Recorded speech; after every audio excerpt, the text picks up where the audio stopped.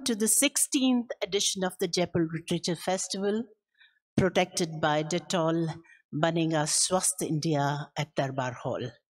We are delighted to introduce Democracy, the Warp and the Weft with Ronojoy Sen, Yamini Aiyar, Mukulika Banerjee in conversation with Seema Sirohi. As fault lines emerge within democracies across the world, an engaged panel examines the crisis at its roots through fundamentals of our democratic practices, stand for the challenge they bring forth. Together, they discuss the political and electoral process, the paradox of democracy and its triumphs and discontents. Please welcome on stage Ronojoy Sen. Ronojoy Sen is Senior Research Fellow at the Institute of South Asian Studies and South Asian Studies Program, National University of Singapore. His most recent book is House of the People, Parliament and the Making of Indian Democracy. Sen has worked for over a decade with leading Indian newspapers, most recently as an editor with the Times of India. Yamini Aiyar is the President and Chief Executive of the Center for Policy Research. Her research interests span the fields of public finance, social policy, state capacity, governance, and the study of contemporary politics in India.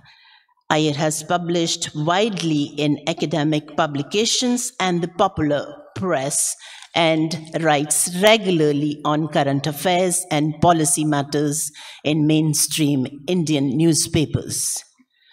Mukulika Banerjee is a professor at LSE and was the inaugural director of the LSE South Asia Center from 2015 to 2020. She has published extensively on Indian democracy, and her latest book, Cultivating Democracy, Politics and Citizenship in Agrarian India, was published by Oxford University Press, New York in 2021. Seema Sirohi is a Washington, D.C.-based columnist for the Economic Times and an analyst for the Observer Research Foundation. She writes on foreign policy and has covered India-US relations for more than 3 decades. Her latest book is titled Friends with Benefit, the India-US Story. Over to the panel. Hello, everyone. A very good morning and a big welcome to this discussion, which on a topic that we all are thinking about across the world. Different strains are coming into democratic polities, and that's what we're going to examine now. We have academic Mukulika Banerjee, who's written a book, Cultivating Democracy. So first, I would ask Mukulika to describe for us in short what the book is about, so we are all familiar with it. Thank you, Seema. And, good morning to everyone. It's lovely to be at the first session straight after the inaugural at this incredible literature festival. I'm going to make 3 points about my book because this is a very, very short summary and we'll have time to come back and forth. We all are very familiar with each other's work, so hope we'll have a conversation that'll be interesting for you. The first thing I want to say about the book, Cultivating Democracy, is that I've studied Indian democracy for over 20 years from a village in West Bengal, in rural India. And the first thing to say is when we think about Indian democracy, we need to remember that India is a sovereign democratic republic. Now, we write about Indian democracy, talk about Indian democracy, we do much less thinking about India's republic. And my argument is that without the values of the republic, there is no democracy. Right? So in India's case, the republic is not just a question of a lack of monarchy. Yes, it is rule of the people, people are sovereign. But the word republic, which Ambedkar was very keen on retaining and using to describe Indian democracy is absolutely key, and I think both in academic and popular literature, we need to think about it more. The second point is, why do we think about it? So what does the word republic do next to democracy? Democracy, in this case, in the way India is described, is really about political democracy. It is about how the relationship between the citizen and their representatives are defined. It's a vertical relationship. So there are elections, there's parliament, there is representation of different kinds. It is a politics of competition. But the word republic is about horizontal relations between citizens. It's what Ambedkar was so wedded to, that concept of fraternity, where you create solidarity, where you create bonds of attachment to people you're not related to or belong to in any other way. But the work of politics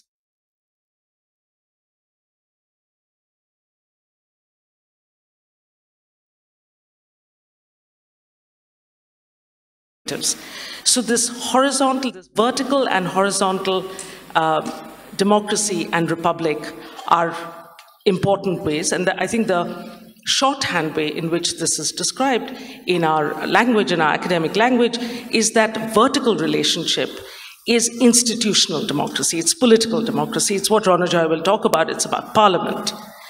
But the republic, horizontal relationship, is what Ambedkar certainly was calling social and economic democracy. It's about relationships between people. And of course, in the Indian case, our biggest challenge is caste. The third and final point is the title of the book, Cultivating Democracy, is deliberately a play on the word and on the act of cultivation.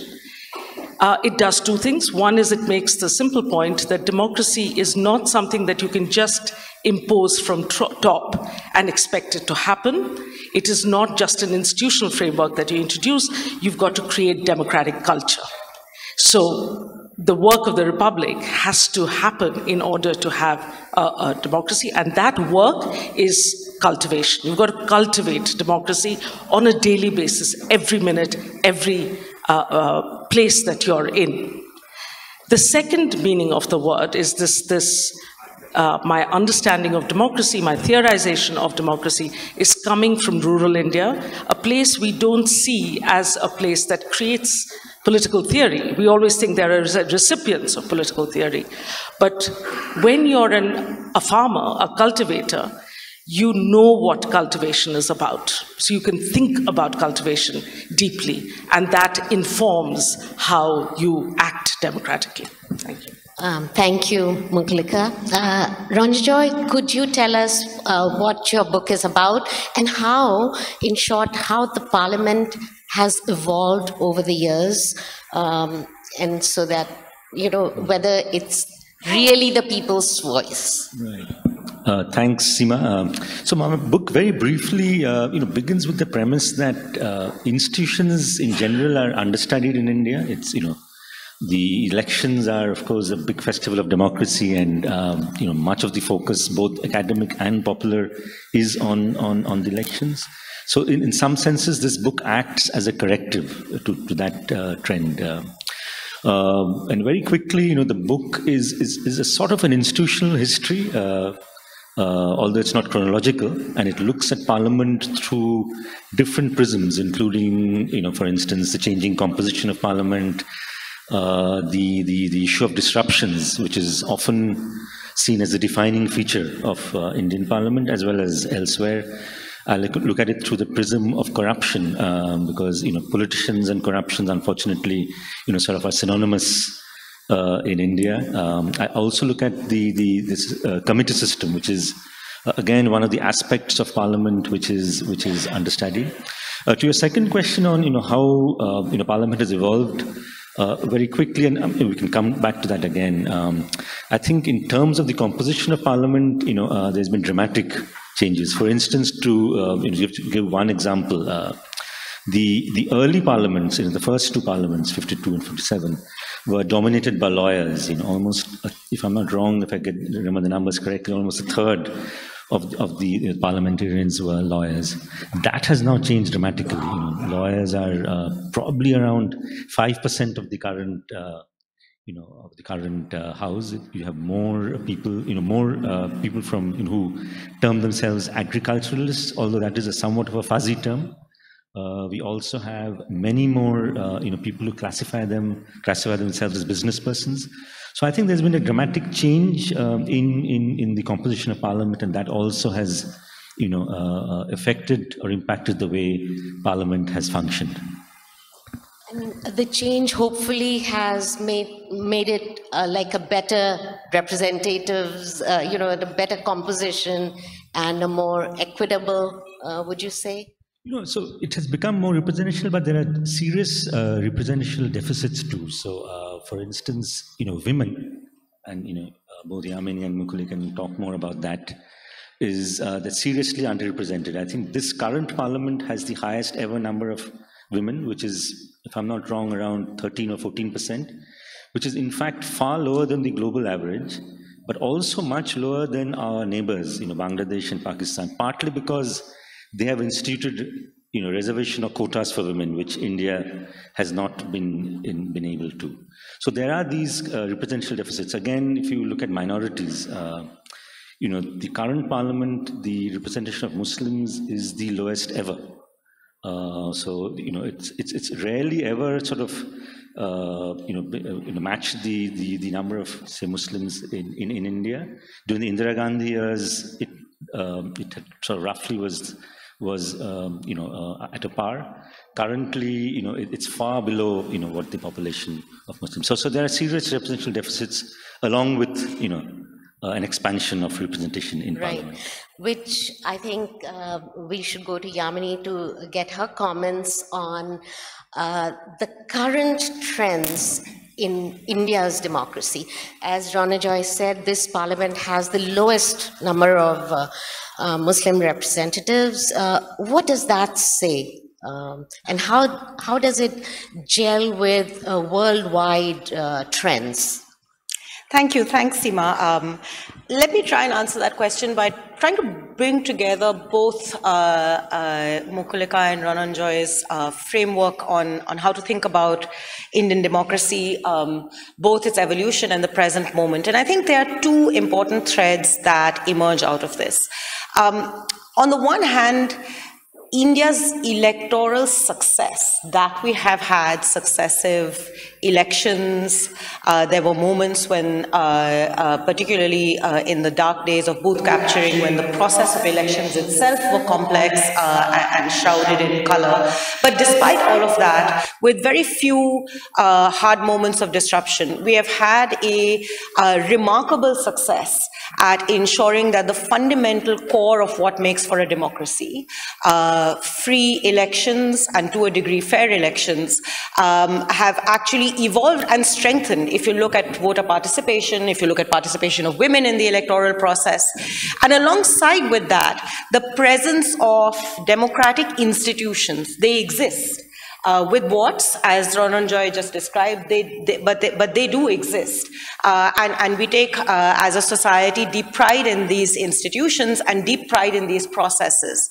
And that, to me, speaks to the larger question of democracy, because democracy is not just about the act of elections or the presence of these institutions. It is about how they embed a set of norms in society. And I think if you look back to the founding moment as India adopted the framework of liberal democracy in the constitution, there was a hope that the elite political process would in some ways lead the charge to deepening the roots of liberal democratic norms in Indian society. And I think what I learned from Mukulika's work is, in fact, and if you bridge that back with a lot of what Ronojoy has been talking about as well, the honest truth is that Indian political elites have done very little to save, to cultivate democracy, to borrow from Mukulika, to build that democratic culture. It is the masses, rather surprisingly for how political theorists used to think about democracy, and I think how even our founding fathers thought about democracy in our founding moment. It is the masses who have owned democracy and who have sought hard to find ways of cultivating that substantive democracy. It's been limited, there is no argument there, but the process through which people have come to the fore, both to vote, and as Mukulika's work shows us very evocatively, even that process itself has been about building a democratic culture, building an understanding and imagination of what we expect of our representatives. Through modes of civic action, limited no doubt, but they have existed through the course of our history, all the way even to the present moment.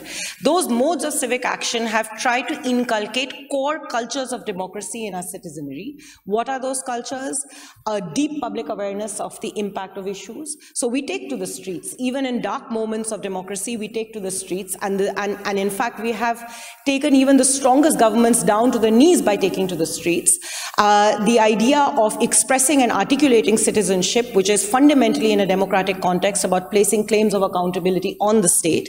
It is through civic action that the state was forced to have a right to information, the state was forced to build at least some semblance of a welfare architecture for the people, even as elites were pushing for a very different kind of imagination of the Indian economy.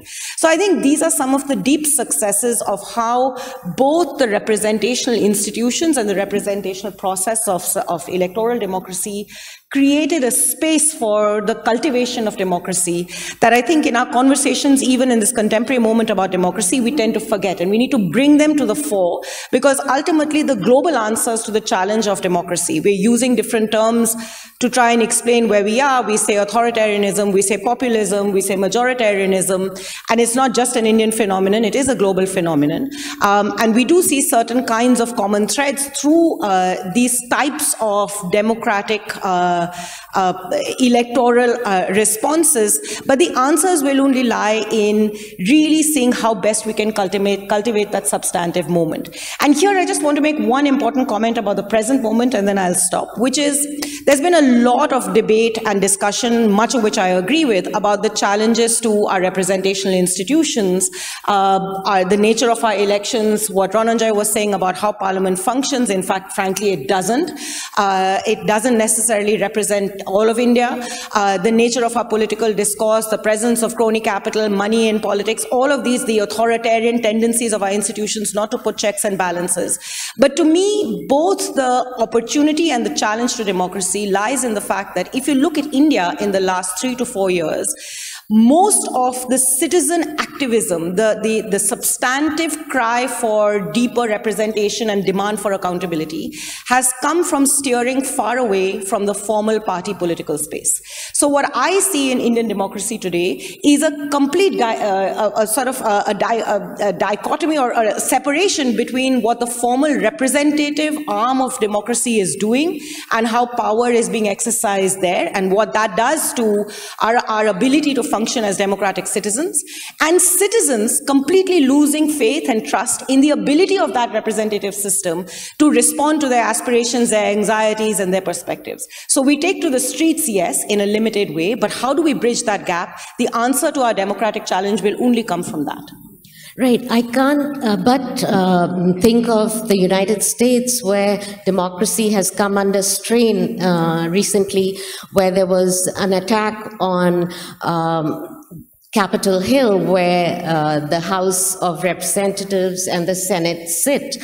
So, and there's such a deep polarization in the United States. There, the people, if I were to extrapolate from what you're saying, the people who supported Donald Trump are sort of certain ilk. They're very right-wing in a way. They're anti-immigrant. Some would say they're xenophobic, etc. So democracy has come under strain there as well. And the 50-50 divide in the US, it's so interesting that when the House of Representatives held a hearing on the January 6th attack, it hardly made any impact on the elections. You know, it just, people voted the way they were going to vote before. So it was very interesting to me. Anyway, coming back to Mukulika, what do you think about these global trends and how best one can sort of counter them, especially the threats to democracy? Okay. So, you know, I live in Britain. I teach at LSE, so I live in London, and I follow British politics as closely as I follow Indian politics. And I'm sure everyone in this room is probably aware of what a circus British politics has been for the last couple of years.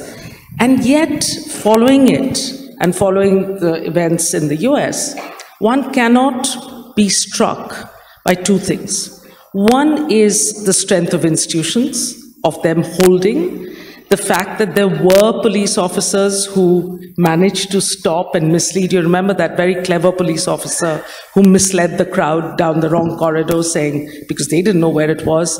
There are incredible acts of bravery, but also somewhere it was possible to push back because there was a sense of institutions, there are trials, there are investigations, and these are carried out.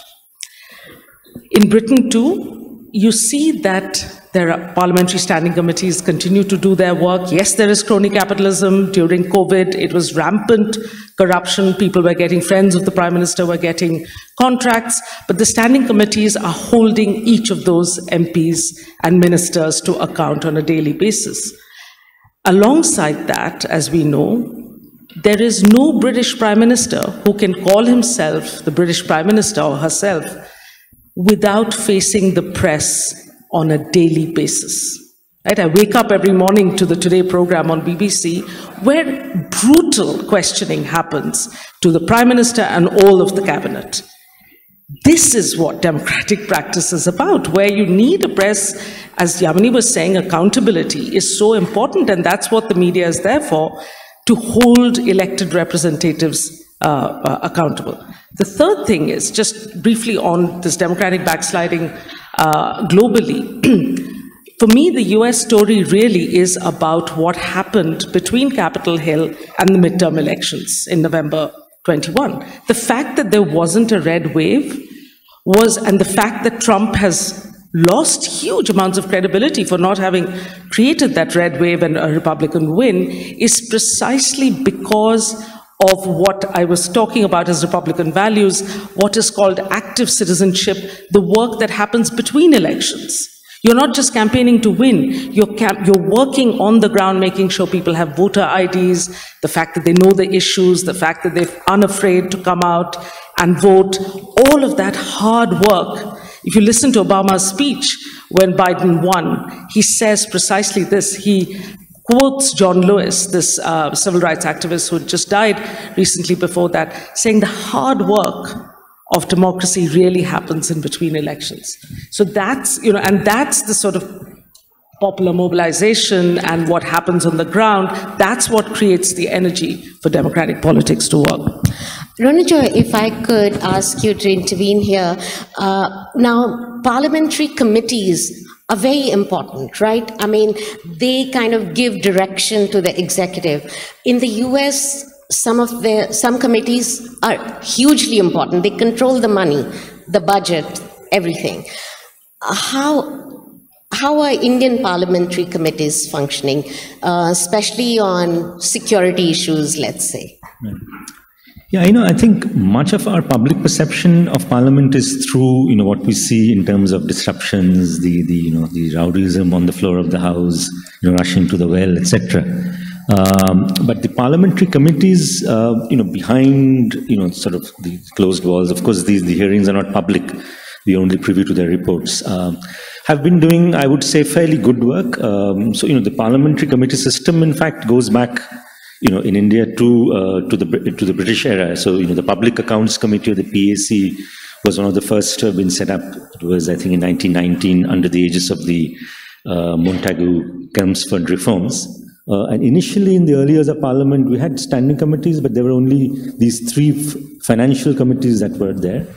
It was only in the 90s, and the early 90s, associated with a lot of major upheavals in Indian politics, Babri Masjid, the Mandal Commission, of course, the liberalization era. But one thing we tend to forget is that the committee system was actually greatly expanded under Prime Minister Narasimha Rao in 1993. So earlier, before that, they had sort of 3 department-related committees on an experimental basis. That sort of increased to, if I'm not wrong, around 18. So I think the committees have been doing good work. But one of the things that characterized committees was partisanship, bipartisanship. Sorry, that I think has taken a hit. I would say over the last 8 to 10 years. In fact, we see parliamentary committee meetings which are also being sort of being held hostage to some of the things, the sort of politics that occur in Parliament itself. So that I think is a worrying sign. There are other issues with the committees, including conflict of interest, which is not very clearly defined in the Indian case, whereas in other democracies, in the UK, Canada, the US, I think that's quite clearly defined. So, for instance, on a committee that looks at, say, aviation issues, you shouldn't be having someone who is involved in running an airlines. And in India, that's quite common, and I can, give numerous examples. For example, for a committee that's examining, say, the impact of tobacco cultivation, etc., you actually have owners of, say, a bidi factory, so etc. So these kind of issues are also rampant. But I think the breakdown in the sort of consensual relations in the committee, I think that is a very, very worrying sign. One question that fascinates me is that the southern states in India are about to lose about 20 seats, I believe, in the delimitation process. So because they have performed well in terms of curbing population, and the north is going to gain seats because the population is expanding. How do you square, how do you understand this process, Yamini? That's a really important question, but can I beg your indulgence for 2 minutes just to respond to something that both speakers earlier have said?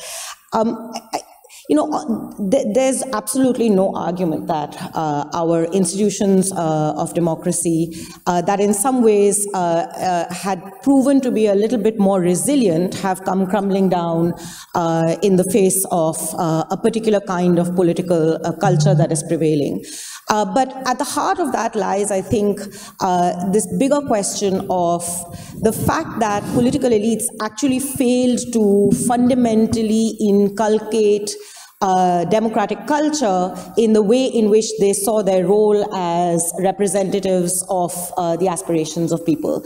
And in the absence of a democratic culture that recognizes the value of critique, the value of constructive argumentation, and the value of process, no kind of institution will be able to survive what is inevitably access to state power inevitably corrupts. The whole purpose of these institutions was checks and balances. And it is the failure of the Indian elite and their own value systems to actually build precisely those values into the everyday functioning of these institutions. And if you break it down, you'll see it's everything. It goes from how they are staffed, who they are staffed with, what are the processes of ensuring that you have a transparent, a genuinely transparent selection mechanism. All of these are elements that keep finding their way into the public discourse, but it's fundamentally about norms and values, which we fail to incorporate in these institutions. And it is for that reason, I think, that you see this big bridge of trust between what people want of democracy and what our institutions are willing to do, which is at the heart of the challenge that India faces today. And it goes back, I think, to your question about the South and the North.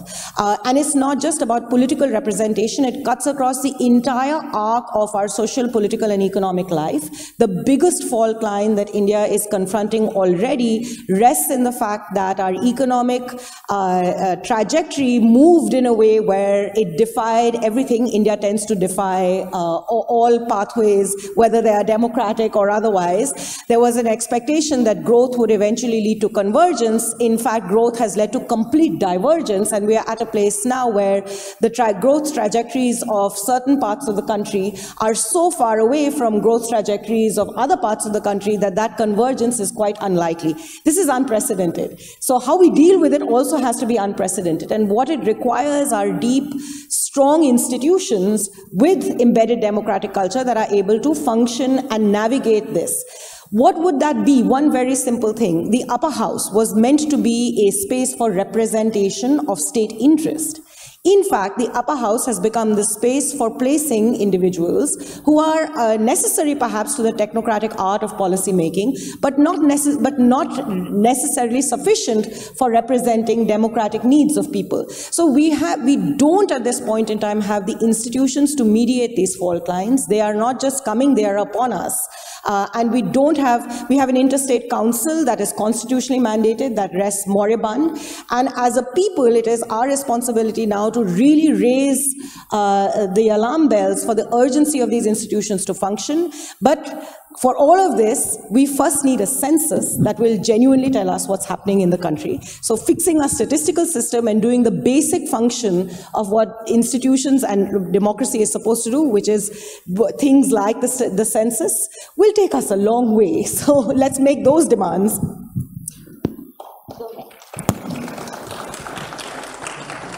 I just wanted to add a footnote to what Yamini's just said. And sorry, this sounds like a litany of disasters, but it needs to be said because we've all referred to free and fair elections. And having studied elections so closely for 20 years, I should note that when we published our book, Why India Votes, for instance, which showed the enthusiasm for elections, elections in India were a very different game.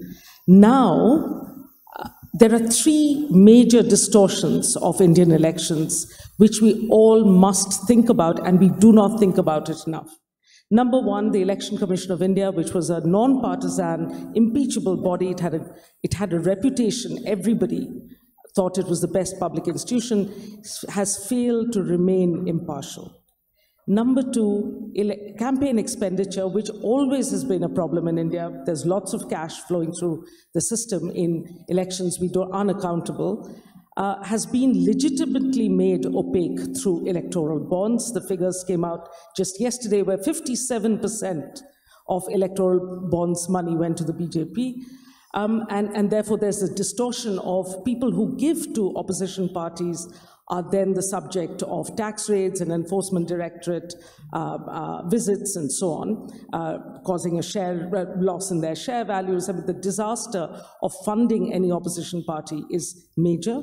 So electoral bonds is the second thing. And the third thing, which affects each one of us who is an Indian citizen, is that you can now count the results according to polling booth by polling booth. So a polling booth covers 1,000 voters.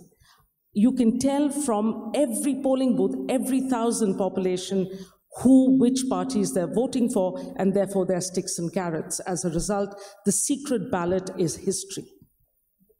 And if people, and one of the major reasons for enthusiasm for elections, as our study showed in the past, was precisely that it was secret. That secrecy has been severely compromised, and we really should be very worried about it because it's a direct impact on the quality of democracy in India. Thank you.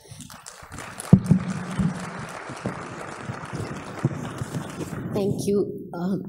But don't you think democracy as a system inevitably leads to all these problems, would lead to all these problems, right? Because political parties, in order to gain influence, will use money, power, whatever have you, at their disposal. We could say that the Congress party was in power for a long time, could have done better, could have strengthened institutions, or could have cleaned up the system, but didn't. Now BJP is in power. They are using, their power to, I don't know if I want to use undermine, but yeah, electoral bonds is a huge issue and is frightening. In the US, also the same thing is a problem. Money through the political system is enormous, and there's no regulation. Nobody, neither party, neither the Democrats nor the Republicans want to regulate that. Okay, we're getting a signal that we should open it up for questions. So please raise your hand. Okay, the lady in the front. Please wait for the microphone, I think. In the second row, please. It's being recorded, so. No, just please wait for the microphone. And keep your questions short, please, so that more people can have a chance.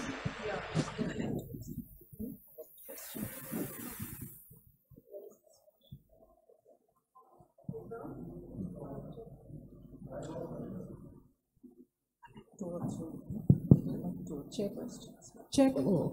Thank you for the opportunity and the interesting conversation which has taken place. I'll be very brief.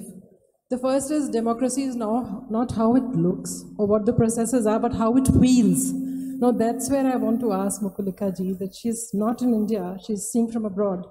But to a person who's been living here for so many years, the palpable vision of how it feels to be in democratic India is somehow missing, and nobody's touched on that.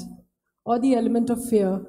I'm an ex-bureaucrat, so I'm a little worried, but parliamentary committees, I've gone through enough of them. Nobody reads the reports eventually. What happens after the deliberations? So we need some more, heartfelt observations on what has actually transpired on the stage. Thank you. Okay, we'll take a couple of questions more, and then, the gentleman in the third row, please.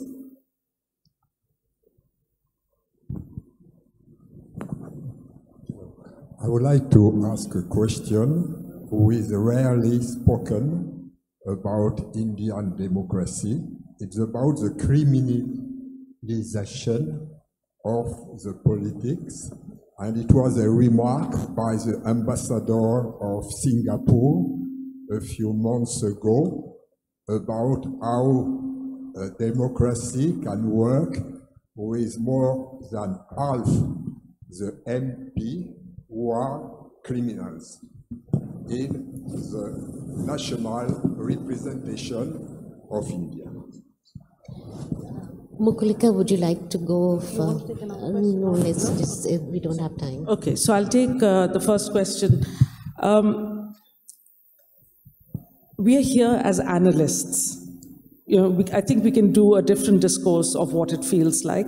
Yes, I live abroad. I do a lot of research. I probably spend more time in rural India than most people who are in the audience.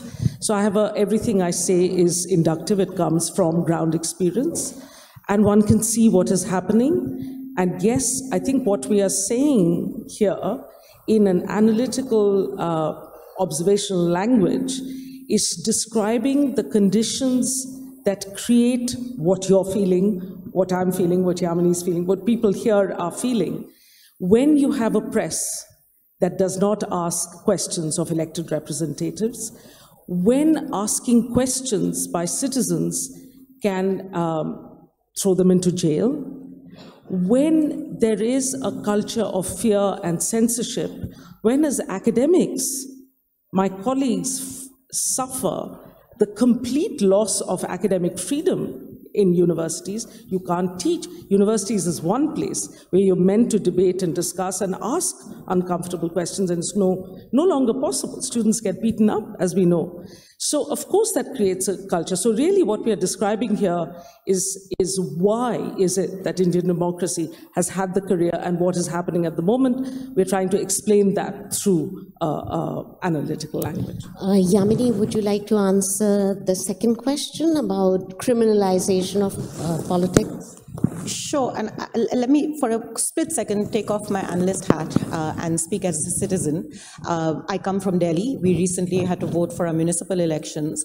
And every time as a voter, I stand in that line waiting to vote, there's a sense of thrill and excitement, even though when I walk into the to press the button, I'm thoroughly confused about what I should do because of many of the issues that we have raised and this whole question of criminalization. I'm not always sure that those who seek to represent me in effect actually do represent me as a voter, as a citizen, my anxieties, my demands, my needs. But there is a thrill and excitement and a sense of deep power. And the whole point of talking about democracy, studying democracy, being a participant in democracy is to ensure that we continue to feel that sense of thrill and deep power. There is nothing like being able to vote, even if those who you're voting for, come with votes and everything. So that's what we should preserve and fight for. And those are the spaces of critique, engagement, dialogue that we need to preserve and fight for, despite all that we know is wrong with our democracy.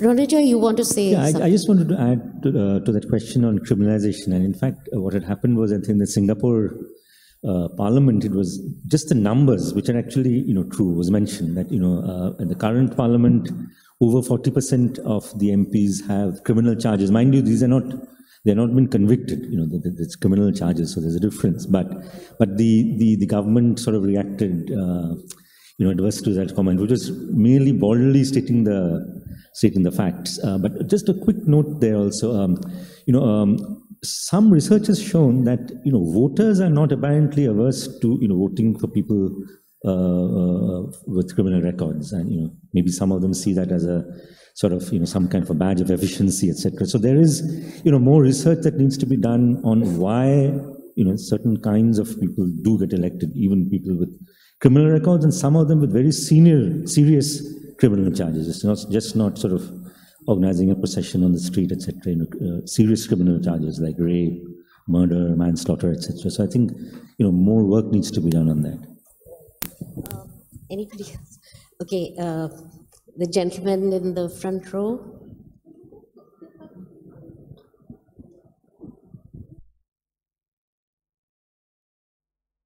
My question is to you, sir. You said that we don't have enough Muslim representatives in parliament.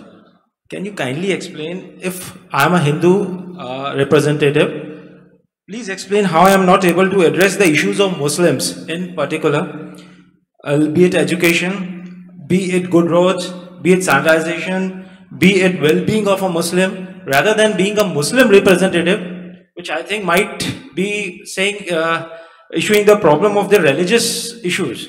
See, I am a Jain myself, right? I might be the smallest minority in this country. I don't need to have a Jain representative in parliament for my problems as a nation of this country. Thank you. Who wants to tackle that? Do you want to make? Sure. You have a point there, but minorities representation in parliament, I think that's, to address the interests. So for instance, in the Indian parliament, Christians, the other smaller minorities, I'm not sure about the Jains, but Christians and Sikhs, so Christians and Sikhs have, representatives according to their own, whatever their population is in. But for Muslims, the gap is extremely stark, and that's what I was pointing to. So if the Muslim population, roughly, of course, we don't have the latest census figures, roughly around 15% of the population, you have only, I think 4.5% of parliament is Muslim MPs. And just to add, the ruling party does not have a single Muslim MP. So that's something to ponder about. There's one MP by the name of Soumitra Khan in Bengal, but I think that he's apparently also not a Muslim.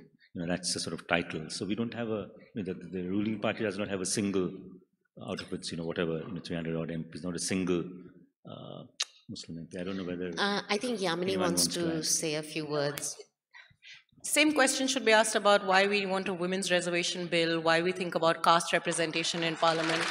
Ultimately, so I don't think that's the point. Parliament is supposed to represent the diversity of this country. all voices, all castes, all religion, all genders, and all should have an equal voice in positions of power. That's the point.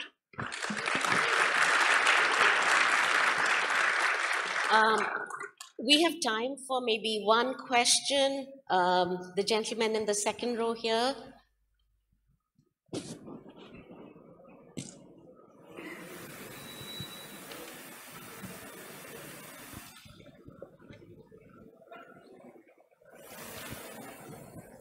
Each of you have spoken about some of the strains under which Indian democracy is operating at the moment, but I haven't heard the name of Prime Minister Modi. So I wonder if one of you could offer a reflection on the kinds of strains that some of his policies and practices are placing on Indian democracy, particularly his Hindu nationalist drive.